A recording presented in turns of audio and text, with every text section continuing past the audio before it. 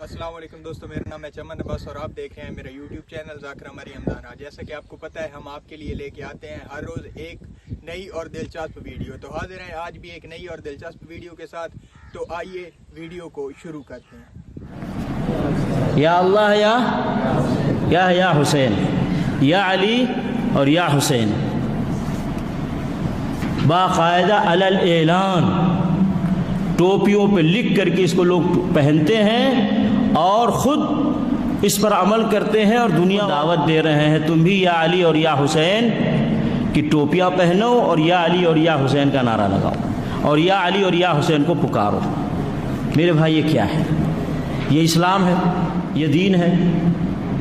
बताओ, या अली या हुसैन किसने हुक्म दिया या अली या हुसैन को पुकारने का?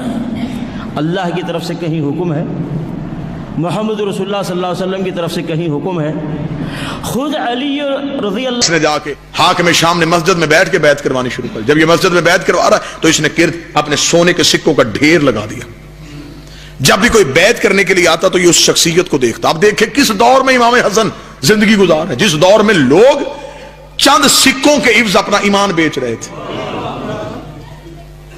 आमनी तौर पे अपने आप को उस मुआशरे में लेके जाएं तो फिर आपको इमामत की हिकमत समझ में आएगी कि किस दौर में इमाम सांस ले रहे हैं, जिसमें करीब बैठने वाला भी किया है, जो इमाम के बिल्कुल करीब बैठा है और वो वहां से रिश्वत ले चुका है इमाम के नाम पे।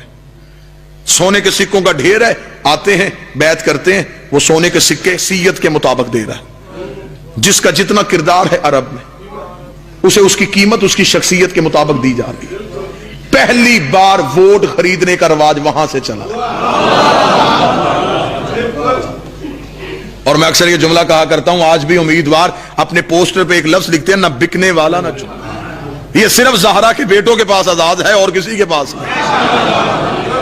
इमामत हसन के सामने लालच बन के आई, हसन ने ठुकरा के बता दिया इमामत बिकती नहीं है। और यही हुकूमत धमकी बन के हसन के बाद हुसैन के सामने आई, हुसैन ने ठुकरा के बता दिया इमामत झुकती नहीं है। न बिका न झुका, या हसन है या हुसैन। वोट खरीदे जा रहे हैं और अपनी बैत करवाई जा रही है। इसीलिए तो कहते हैं कि सियासत आले मोहम्मद के घर का काम नहीं। सियासत का रवाज यहीं से शुरू हुआ, जो इमाम हसन के मुकाबले पे सियासत कर रहा था। अब गुफ्तगू समझ आ रही है सरकार? सिक्के दिए जा रहे हैं, वोट खरीदे जा रहे हैं। शाम के वक्त इमाम हसन अलैहिस्सलाम मस्जिद में नमाज पढ़ने के लिए आए।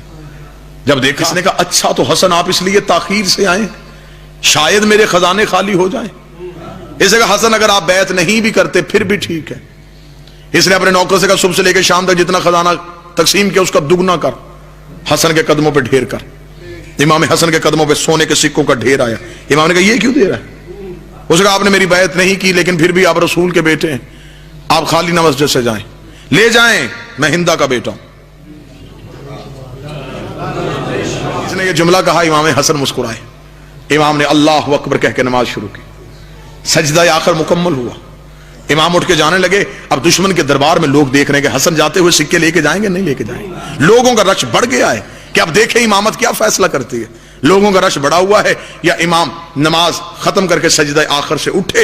एक शख्स दौड़ता हुआ मस्जिद के बाहर लोगों से पूछ रहा हसन मस्जिद में है, इमाम आली मुकाम मस्जिद में है। पता चला इमाम मस्जिद में। दौड़ में हसन के कदमों पे हाथ रख, मौला मैंने मन्नत मानी थी, मेरी मुराद पूरी हो, मैं आपकी जूती सीऊंगा।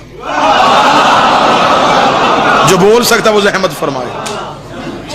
मेरी मन्नत थी, मेरे दिल की ख्वाहिश पूरी हो, मैं अपने हाथों से आपकी नालैन सीऊंगा। बादशाह मुझे आपकी इज्जत की कसम है, मुझे पता था ये ताहिर कदमों में जानी है।